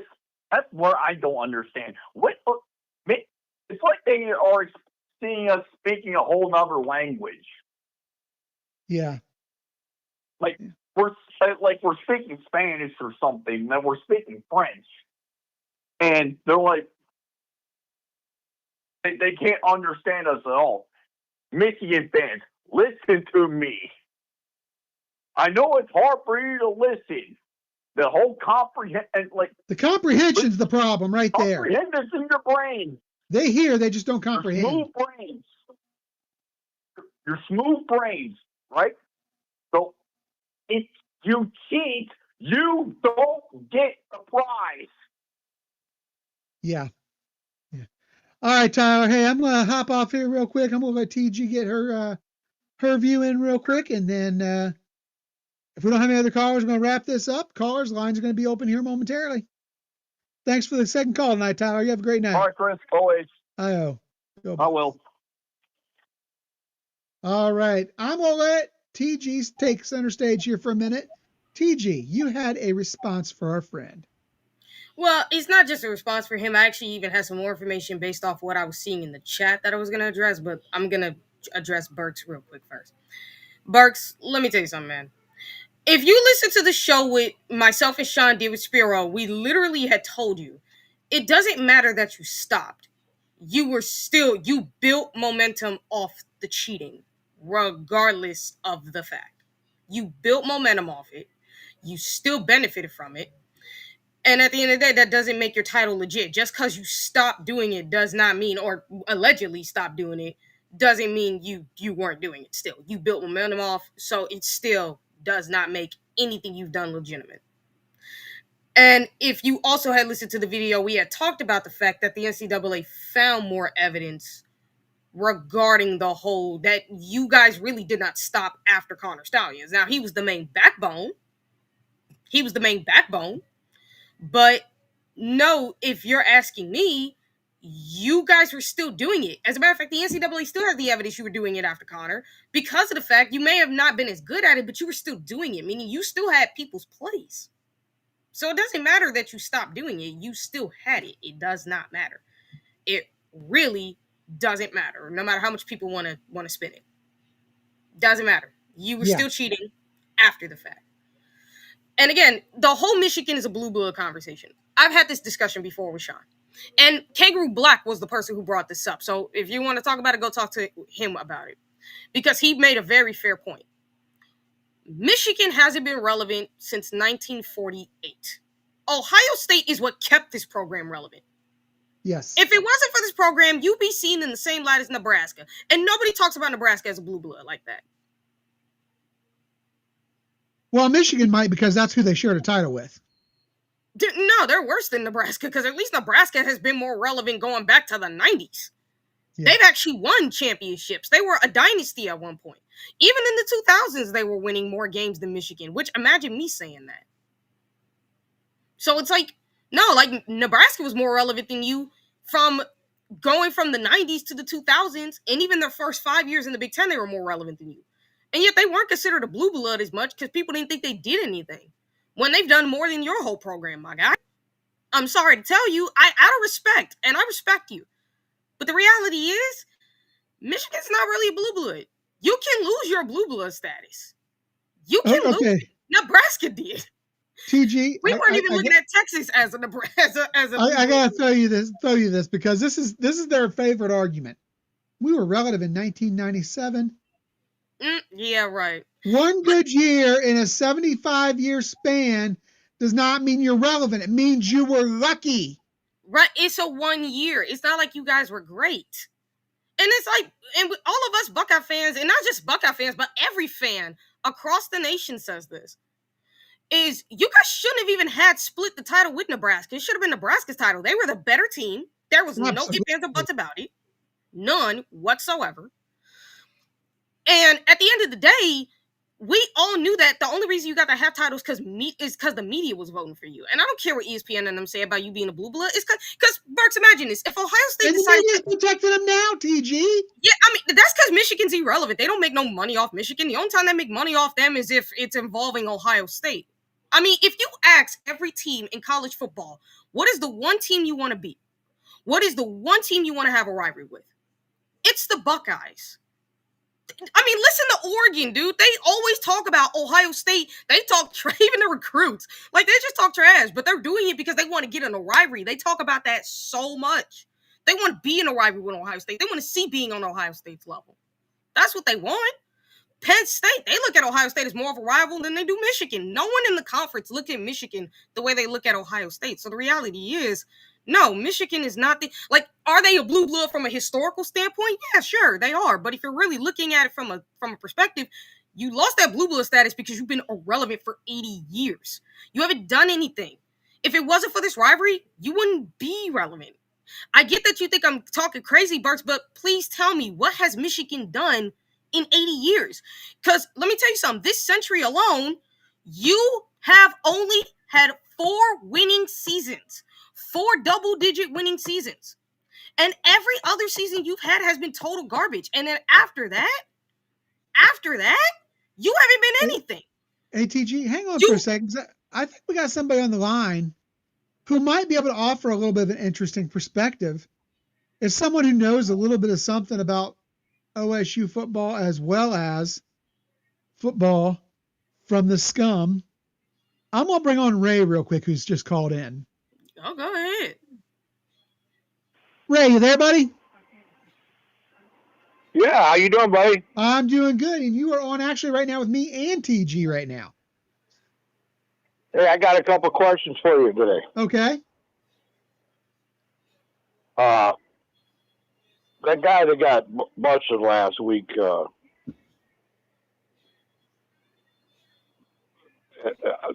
Buckeye Scoop. Did he? Can you check on the computer? I haven't seen anything for a week on YouTube. Did he get bailed out? I don't know. I can look that up for you. Just see if you can look it up. I ain't got no computer or anything. I just wonder if he must have got bailed out. It will only be $50,000 for $500,000. He is currently out. Yes. Okay. You heard anything about a show if it's going to survive? I imagine it ain't. I don't know anything about the show for sure. I do know that right now, it's somebody who's a friend of the program's, B. Moses is filling in right now, but I don't know anything long term. That would be something that would definitely be something you might want to drop into the scoop. Just shoot them a message in their chat, and they would be able to inform you a little bit better about that. Well. Hey, there's that other Buckeye Scoop guy, a black guy. What's his name? One does that other show. Was that? You know what I'm talking about? You talking about B. Moses, maybe? Who does their Sunday? Yeah, Moses. I was turning it on the other day, and he had Nevada on there, and he talked about how he tried to talk Kurt into getting help for a long time, and he didn't listen to him. They act like there was going to be something coming, but they couldn't talk about it right now, because it's been not that long ago. Yeah, and we can't speak intelligently on it because we don't know any of the facts. We're not directly related to it. We really don't even, we don't talk a whole lot to the guys from Buckeye Scoop. And when we do, it's strictly talking Buckeye football. It's not, it's not something. Yeah, I'm hoping maybe that Nevada will maybe hook up with him or something down the road, because he does have some inside stuff about this scandal, and stuff. Speaking of which, do you have any kind of takes on what's going on with them adding Harbaugh and Ward Manuel and? Yeah, I was just going to bring that up too. I heard that today that they put Hardball and the athletic director on that lawsuit or something? Yeah, Harbaugh, Manuel, and Santa Ono, the former president, all went on. Oh, they put them all on there? Yep. Now, is that a civil suit or what? It would be civil. It's not going to be criminal at this time, I wouldn't think. I think this is just attached to the civil suit. And TG, if you know something different, Is that a civil suit about all them breaking into all the emails and the 150,000 athletic kids? It's about them breaking into the emails of all the kids, yes, and more so. You know, Roger Goodell better start looking at all that stuff and come up with something to nail this guy with. Well, I think if and I said this earlier, I think if it's proven in court that they are aware of this, and in a civil court, it's much easier to prove because you don't have to prove beyond a shadow of a doubt. You just have to simply prove that it's likely that this happened. If that happens, right, I think that yes, they will have to take. They'll have to take action. What it'll be, I don't know. And honestly, same thing with, collegiately, is it going to affect the concept? I think it does strengthen the case for lack of institutional control. But again, that's going to come out well after what we hear from the Committee on Infractions. The legal case. What's the deal about this? It's been almost 30 days. I'm hoping they have something here in July now that we're going into July tomorrow. I hope the NCAA is going to nail them like they should. We heard 45 to 90 days, right? Isn't that what it was originally? TG was 45 to 90. So I thought it was 30 to 45. We're a month in right now. Nearly. Right. I see a couple of potential times when they could drop this. If they want to drop a bomb on Big Ten Media Days, that's possible. I think that would be a great time to do this. Another good time would be right before the season starts. If they want to be fair to the kids and give them a chance to get out, they're going to do it earlier rather than later. But I think that, and I've said this all along, they are dotting their I's and crossing their T's. They want no reason for any kind of appeal, any reason they can drag this into court and drag it out longer. So they can't take this to court because even if they did, I've said it before, like they have somebody. They don't want discovery. Yeah, so like, trust me, they have someone they'll put on the stand. And I was actually going to get into it too about the whole thing. Well, what's the deal with this guy from? Was Ohio State in on this defensive tackle that went to Michigan? Yeah, and TG, I think we got that old thing showing up where Ray can't hear you when you're talking and he's on the phone. Yeah, but where was this guy? Is this guy in Michigan or what? What state is he in? The recruit? Yeah, the recruit that turned it down went to D.C. He was from Washington, D.C. From where? Washington, D.C., 6'6", 225, 4-star guy out of D.C., was ranked nationally 34th, 5th best at his position, and the top guy out of the district.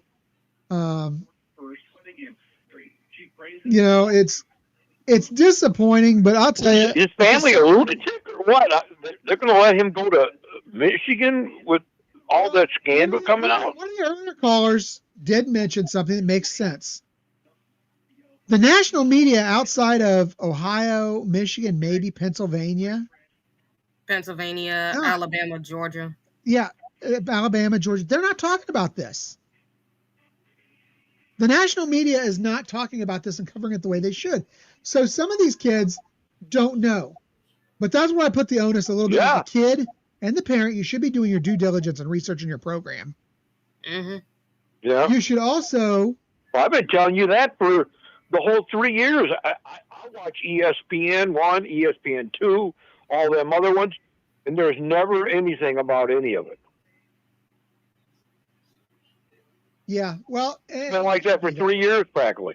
It's going to be that way until you even when I tell you the Big Ten Network, they had Wildman on there, and they were building him up, patting him on the back, how great a program he's got, and how many great things he's did since he was college football. I couldn't believe it. I sat there and watched it for 20 minutes, and I was shocked what the Big Ten was sugarcoating everything. Here's the thing. The media is only allowed to ask certain questions or they won't get the interview. Yeah. That's simple. That's it. They got him out there only because he said they wouldn't talk about. That's why the media is not media any longer. They're just sports commentators. Because they do what they are told from the athletic departments. And I'm going to tell you, I'll even call out our media to some extent because our media don't ask the hardball questions. They don't come at Coach Day or any of our assistants hard. Harder than the Michigan guys, no doubt about that, but they don't come at them hard. Media does not come at the programs hard because the media doesn't want to be excluded. They don't want to be on the outside looking in. So they follow the rules that the universities put forward. I seen it when I worked at Michigan. They fired me, and all these press people told me they'd show up. None of them showed up for my trying to get out of that thing after a year. I got out of it after a year, but it used to be a lifetime ban on that crap. Yeah.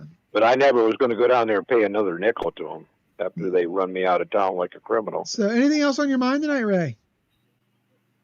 No, I'll let you guys go. Just God bless you. And I wonder what Harbaugh's going to say now. He'll probably say, I still don't know any of this stuff, right? Huh? He'll just say, I don't know. I didn't know. Right. So, hey, all right. He's the most dumbest man, he's the most dumbest human being on the earth if he thinks we all believe that stuff. Okay, God bless. OH. I-O. Go Bucks. All right, guys. So, hey, lines are open. I'm going to keep TG on with me for a couple minutes here yet. And TG, me and your buddy may have to go some rounds today. Yeah. Here's the thing, though, and I'm gonna say this when it comes down to it. They are, from a historical standpoint, still a blue blood. Well, they will always be thought of that. But at the end of the day, their blue blood status has been in jeopardy for a long time. And I think this cheating scandal has definitely put it in the biggest set of jeopardy there is. And when we talked about how the media doesn't cover it, it's because it's Michigan. They are not worth covering. If this was Ohio State, this is 24. Like, that tells you just how valuable Ohio State is, because meaningless stories about Ohio State would get covered more than this cheating scandal. So it should tell you just how valuable Michigan is. Not very much at all. Ohio State keeps them relevant. Yep. I mean, Ohio State is what's carried the Big Ten Conference. Even Fox admitted that. They literally said it. They want to keep... because whether people know it or not, they did try to make the Texas game a night game, mainly moving it to Sundays as well. They were willing to compromise for Ohio State. But because Texas said no, because we all know why. Like, obviously don't want to see Ohio State. Oh, you didn't hear all the great excuses they had? Yeah, no. I know all the excuses. I know the excuses. Had to go to church or something the next morning? I saw the excuses. But this is my thing, though. It's like, at least Fox knows Ohio State is the only reason keeping this contract working at all whatsoever. And Burks, let me tell you something. It's not just the fact that you can't say Nebraska's not a blue blood, and when they've done more going back to the 90s, even here in the 2000s, than you have in the last 80 years before the 2023 season. And even with the 2023 season, you still might not be considered done more than them. So, no. You can't say Nebraska's not a blue blood when they haven't done that, as if they've been more relevant, they've won more, and even in the 2000s they've done more. Honestly, and they haven't even done much. But you can't do that. You can't just do that. And then when you talk about Ohio State, of course they're a blue blood because they've done more. Do you know that since the 1950s, Ohio State's won 8 national titles, which is the only team with more since is Alabama. Yeah, well, actually, it's actually the most championships a team has won in this century.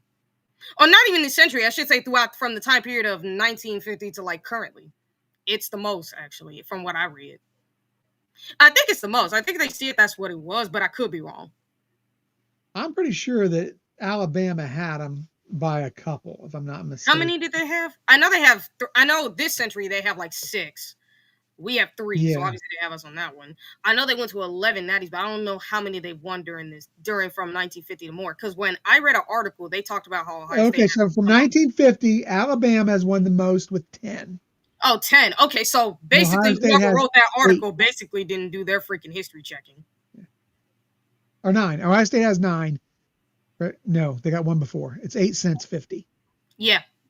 And so we basically have the second most, and Bama has the most, which is kind of hilarious. But it kind of just shows you that the best blue bloods have been the ones that have stayed relevant. Even Bama in their down seasons have done, more than Michigan. And again, Burks, you can't say you've done more when Nebraska's won more natties from the 1950s than Michigan has to the current day. Just telling you can't say that. And again, I'm going to make the argument because Burks wants to keep going back to the start of college football. And that's fine. But then are you going to include Yale and Harvard in blue bloods? Right. You can't do that because you have to include Yale and Harvard because they have the most national championships all time from a list I have seen where it's like 30, 32, 31 or something like that. Like, you can't do that, dude. Yeah, Yale has 18 total titles. If you go all the way back. 18, and those are recognized titles. Those aren't like the titles that Burks was trying to claim earlier when he said they had 12. Mm-hmm. It's just... And Harvard has, I think, the most between the two of them, too. I think they have, 2 more? And this is my favorite stat. This is my favorite stat, though, TG. Right now, Michigan has the most wins in all of college football history. Mm-hmm. They vacate those 40 ill-gotten wins. They're behind both Bama and Ohio State. I know. I've said it. Yes. They're like 972, if I'm not mistaken, because Bama has 974. Buckeyes have 978. Yeah, 78. 978. So, if that happens, then they can't lay claim to that anymore.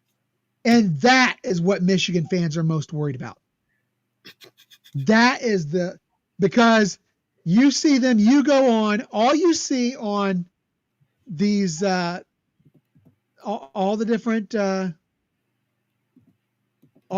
shows, all the different feeds rather, is 13-10, about to be 5 in a row, and my personal favorite, Ohio State will always be chasing us. They can never catch up. Guess what? All 3 of those are about to become untrue. Practically. Well, 13-10. 13-10 will always be there. I can't take that away from them. I mean, you can't, and I'm gonna actually pull up something real quick that's really gonna have your heart. Are you kidding me with this? Are you kidding me? His response, TG. No, you can't include Yale and Princeton and Harvard because they weren't successful after 1950. You can't say that when you just said about Michigan. I'm gonna try to see. Can I share my screen? Because I'm gonna try to share this. It's this screen right here. Do you know what this is? Okay, let's see here. We're gonna maximize. Let me see. Send over what you're trying to share. Here's what you're trying to share. Yeah. I'm trying to. It's a little something I had put up. Hold on, maybe I should. Right here. This. You see this? Do you know what this is? Yeah. Yes. But we need to get the ad out of it because. Why is this popping up on here? I swear I know I took that down. Anyway, this is the chart comparing Ohio State and Michigan. Michigan, yes. Yes. If you take away the wins all time, they're going to be behind Ohio State, and Ohio State would be number 1. They're going to take away their conference titles. You'll still be 3rd, but you won't be for long because Ohio State would have 3 less than you. So if they win 3 more conference titles, they're tied with you. Okay. And when it comes to your national championships, they take that away as well. They take that away. You're down to 11. Truthfully, you should be a 10, but they take that away as well. That means you are literally not that far off from Ohio State overtaking you at every single statistic in all of college football. So you have every right to be worried about if the NCAA takes this away. Okay. So I'm just being real. Yes, absolutely right. And TG, I'm going to. What happened to us there? No, we're good. I'm going to shut down the. I'm going to go ahead and shut down the calling line, guys, because people have stopped calling at this point. We'll go ahead and wrap up here shortly. But yeah, this is a great debate because let me tell you, Burks, my man, all the respect in the world. But you know what? You're delusional if you think those wins aren't getting vacated. They cheated. They cheated for 3 years. I 100% give them credit for 13-10. I can't take that away. You can't. They did. They did it. They did. I 100% give them give them credit for beating Alabama in their bowl game this year. Jalen Milroe sucks, but that's beside the point. They beat him in a down year, but it is what it is. And I'm going to say this too. It's like I said, like if you look at the thing, y'all are so worried about that because like I said, Ohio State wouldn't be that far off from overtaking you in every statistic. Well, here's the thing. They come down. They only get 10 titles recognized. Mm-hmm. 10 recognized. Which they means lose this one, they're down to 9. They're even. Mm-hmm. They can no longer say they've got more championships. They lose those wins, they're under the win total of Ohio State. And Alabama too. And Alabama. And like I said, they're about to lose everything, and I think that's why they're in such denial. Yeah. Dan, you know what, my dude? There's no bullying going on here. There is speaking of facts.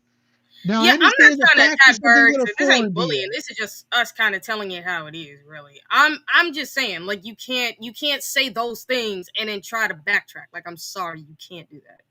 You can't. Like you can't say, oh well, Yale and what's his name was not successful after 1950, but we just talked about with Michigan after 1948, you were not successful. You have been irrelevant. So it's like you got to pick one way or the other, my guy. And again, you can lose your blue blood status depending on how long you have been not good. And they ain't been good in a long time. Again, we just talked about it with Nebraska. You can lose it. I'm just being real. And I was going to come on here to originally talk about something that had been in the chat, but I had to respond to Burks on that one because that was just ridiculous. Well, what did you want to respond to that was in the chat? Well, it was about the front, and I just heard Sean and them talk about it. It's about the front contract. Yeah, like the front loading of contracts. Here's the funny thing about the front loading, because I actually did some research on this. Even if they're front loading the contracts, it doesn't help them. Like, it really doesn't. This is not the NFL.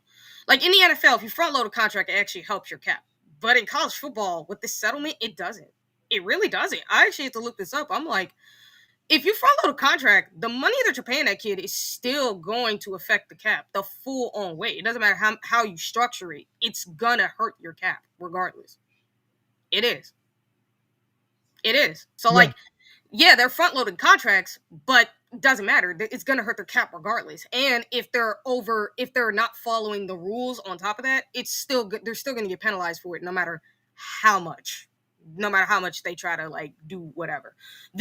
And this is the other thing as well, because for some people, and I've seen this, where they talk about how, hey, you got till July 1st to like restructure these contracts and do this and this. That's only for contracts that have been on the roster. Yes. Since before the settlement was even finalized. Yes. You have till July 1st to get those in order. So that way it doesn't about 2 hours. Yeah. So you literally have 2 hours from now, or in my time, it's actually a little later. But if you have like hours from now to get that fixed before it caps against your goes against your cap and goes against your NIL money and everything else. You have a certain amount of time. Poor Burks. Yeah, poor boy. But I'm just telling you all this now because I've seen this so many times with legit with so many people who talk about this. I've seen it so many times where it's like, guys, no, that's not how this works. You can't front load a contract now. That's not how this works. That's not how this works. It's not going to work that way. So, no, a lot of these programs that are doing that, you're screwed regardless. The only way you're going to recap that money is if those players leave your roster. If they enter the transfer portal, you could probably get some stuff paid back at that point by a school who tries to get them out of the portal, depending on how you have the contract structured. They either have to do that or they have to leave to the NFL draft. They have to be graduates, meaning they can no longer be a part of the football program because they've expanded all their years. Or you're going to have to restructure their contracts. Those are the only ways you can do that. And trust me, a lot of these kids are not going to want their stuff restructured. They're not going to take, and let's be real, I don't think these kids will hit the portal because with how contracts are being structured, I think you're going to see a lot less elite talent, I'm going to say, into the portal. So, yeah, I would have to agree with that. And here's the thing, though. I think cases like what you have coming up with the scum up north there, I think that the cheaters up north are going to see people into the portal just because these kids want to play postseason ball. Mm-hmm. These kids want their chance to shine on the big stage. They want, and it's what's sad. I don't think it's about winning a national title anymore. For some, it might be, but it's more about getting themselves seen and enhancing their draft stock. Yeah. And again, I hate to say this about these kids, but it's like, this is kind of your fault because you should have realized that was happening. So I mean, I can't feel sorry for you when you make dumb choices. Well, that's what I said. They have to take a moniker of responsibility in themselves in this. That's on you. So do their parents. And that is the problem with what's going on right now in college football. And we could all see this happening when they started paying the players. And don't get me wrong, I think the players deserve something. I do. I think they earn it. They put their blood, their sweat, their tears out there. But there needs to be a cap. They earn it, but it needs to be capped. It needs to be simple. They've got to put a salary cap in place in college sports. They have to. Yeah, and if you ask me too about the settlement, because and again, I've read about this saying Michigan could potentially once again be breaking the settlement rules again, like you're breaking more rules, like you're again doing it again. And if you are breaking the settlement rules, this is gonna end even worse for you because it's like you already got the NCAA stuff looming with the Matt Weiss, with the cheating and all that stuff. But if you're breaking the settlement rules, you do realize that the NCAA is not the ones punishing you. They'll enforce it, but they're not going to be the main ones doing it. It's going to be this firm called CSC that's going to be in charge of doing that. Meaning your athletic director could get suspended for a year. Same with your head coach. Same with everybody else. I mean, if you and here's the thing too, if you are a school like Michigan and Tennessee, which is why I think Tennessee's not is following these rules because I think they realize how harsh this can be. Is they could go off the NCAA's record books of how many schools are known for breaking rules. And Michigan and Tennessee are the two programs with the most sanctions and the most violations of any program in NCAA history. So because Michigan, especially as of recently, you have a history of breaking rules, I don't think you're going to get a lenient punishment. I actually think things will go down harder for you just because you are legitimately, and I mean this when I say this, you're legitimately breaking the rules and you're doing it again and you're having complete disregard. So they may have to punish you for real. And Tony Petitti, I don't think he's joking about kicking y'all out of the Big Ten. I really don't think he's joking. I think he's sick and tired because this is a guy, I'm going to remind everybody, who had to deal with the Astros back in the MLB, who tried to get the boat thrown at them for that little scandal they had. And then he comes to the Big Ten. And you have a program like Michigan that's just utterly embarrassing this conference from the second he becomes the commissioner. And he's already seen and heard enough. You guys have made an enemy out of him. You gave him the double bird. You've done a bunch of BS with him to a point where it's like, I think he's so serious about kicking you out of the Big Ten if you keep this up. God, nothing would make me happier. He's not going to want this. Nothing would make me happier than to see the scum truly get what they deserved.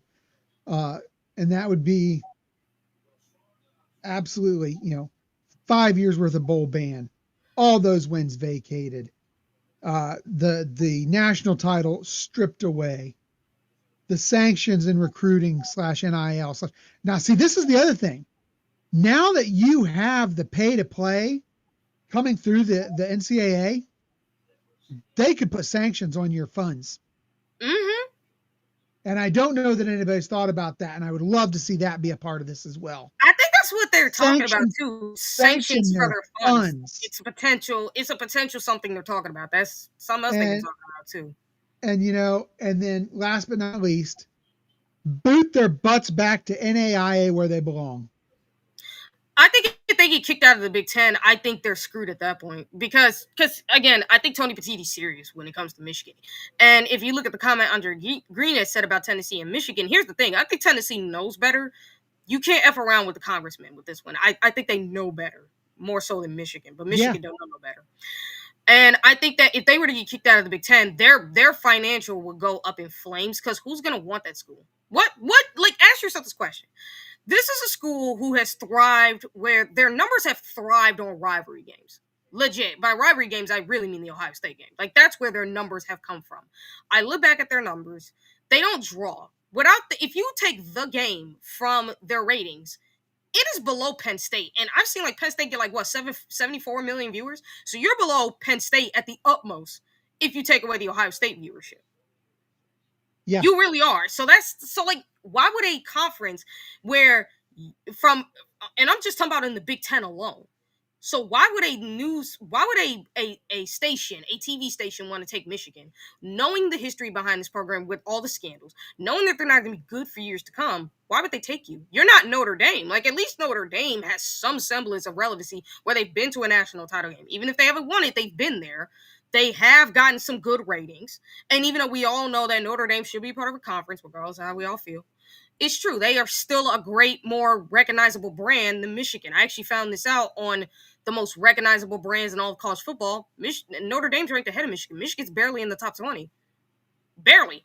And it wouldn't be surprising that if after the scandal, you're not recognized at all. I wouldn't be surprised if you're below Purdue. Almost. That you're going to be in the bottom tier of the Big Ten is where you're going to be after this is all said and done. Because you are literally screwing your own school over by ignoring the rules. I don't know what's wrong with this program. I don't know why you keep doing this. I don't know why. Why do you keep putting yourselves in that kind of situation? They can't get out of their own way. That's all it comes down to. Legit. It's like your ego and your arrogance is what's going to kill this program. Legit. That's what's going to tank this program to the bottom at this point. And you haven't learned that. I'm sorry. And Burks, if you think I'm talking crazy, please show me some evidence. Because, dude, I do my research. Thank you very much. I do my research. I do my fact checking. And I'm not like you, like all these other Michigan fans. I actually come with facts. And I can show you the facts because I do research. So if I'm crazy, show me the facts at some point. Please do, because I'm not the one, dude. I'm not. Facts are not something that Michigan fans seem to do too well with. Even the brightest, even the ones who do got common sense, clearly.